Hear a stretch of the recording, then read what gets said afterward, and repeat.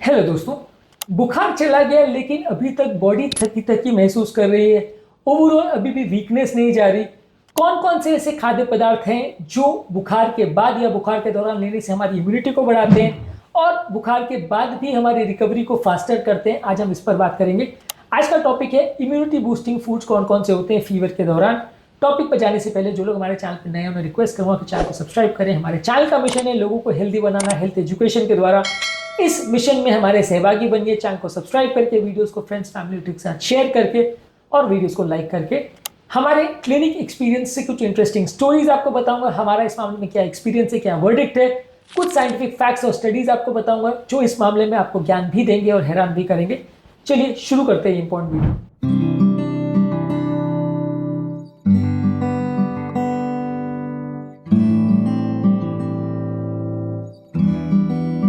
अगर आपको फीवर होता है तो कौन कौन से इम्यूनिटी बूस्टिंग फूड प्रोडक्ट्स आप खाते हैं, कमेंट सेक्शन में लिखकर हमें बताएं।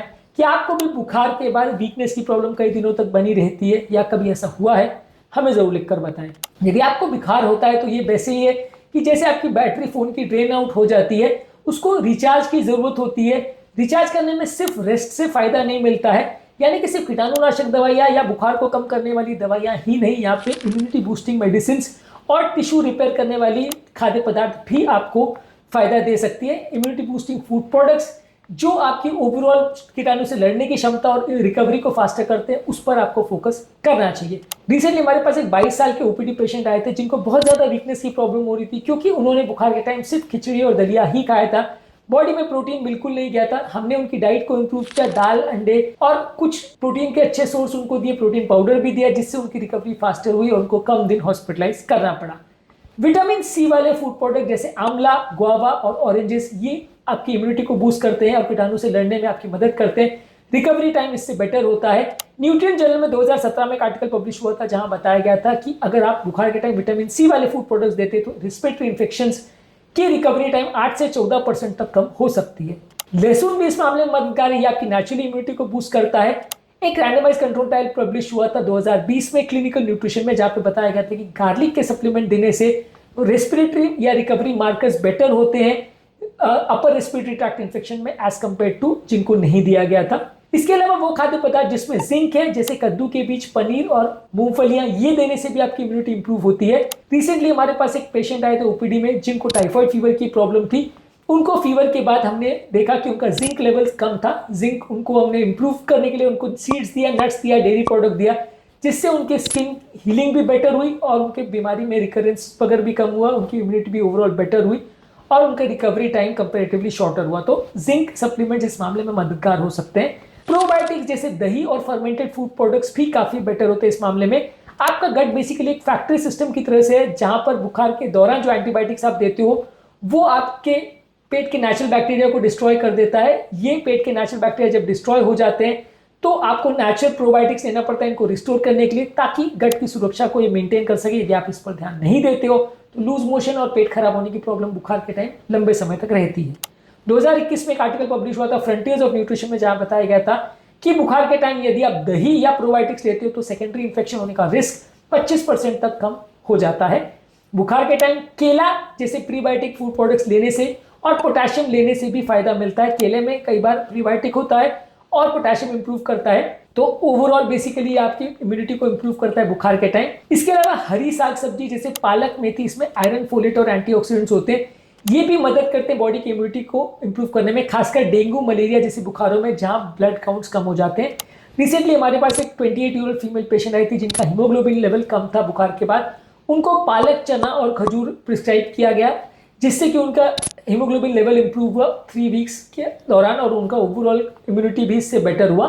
इसके अलावा आप हल्दी दे सकते हैं, इसकी भी कुछ इम्यून मॉड्यूलेटिंग इफेक्ट होती है। 2020 में जर्नल ऑफ एथनोफार्माकोलॉजी में का आर्टिकल पब्लिश हुआ था, जहां पे बताया गया था कि हल्दी देने से लोग के इम्यून मार्कर्स बेटर होते हैं और सीआरपी लेवल्स कंपैरेटिवली बेटर होता है।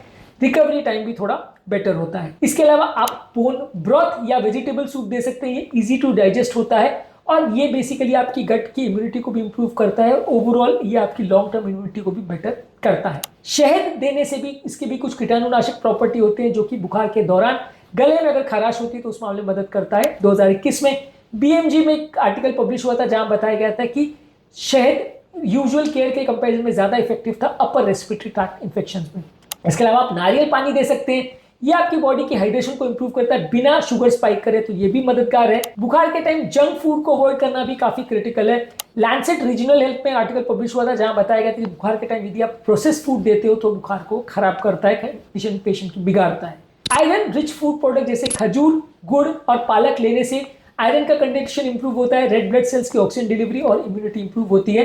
कई बार बुखार के बाद खून की कमी काफी टाइम देखी जा सकती है, खासकर औरतों और बच्चों में। इसके अलावा नट्स और सीड्स में हेल्दी फैट्स होते हैं, ये भी आपकी इम्यूनिटी को इंप्रूव करते हैं और ये भी आपके ओवरऑल वाइटलिटी को इंप्रूव करते हैं, तो थोड़े नट्स और सीड्स भी बुखार के टाइम आप खा सकते हैं। घर पर बना हुआ मूंग दाल का सूप या चिकन सूप भी ले सकते हैं, इसमें प्रोटीन और अमीनो एसिड्स होते हैं जो बॉडी को इंप्रूव करते हैं। हल्दी वाला दूध में नेचुरल कुर्क्यूमिन होता है, ये भी आपकी इम्यूनिटी को बूस्ट करता है और बुखार के टाइम मददगार होता है। बॉयल किए हुए, स्टीम किए हुए वेजिटेबल्स जैसे गाजर है, पालक है, ब्रोकोली, इसमें विटामिन ए, सी और ई होता है और एंटीऑक्सीडेंट होते हैं, ये भी बुखार के टाइम अच्छा है। अंडे को आप ज्यादा मात्रा में ले सकते हैं, फिश ले सकते हैं, ये अगर आप नॉन वेजिटेरियन हो तो।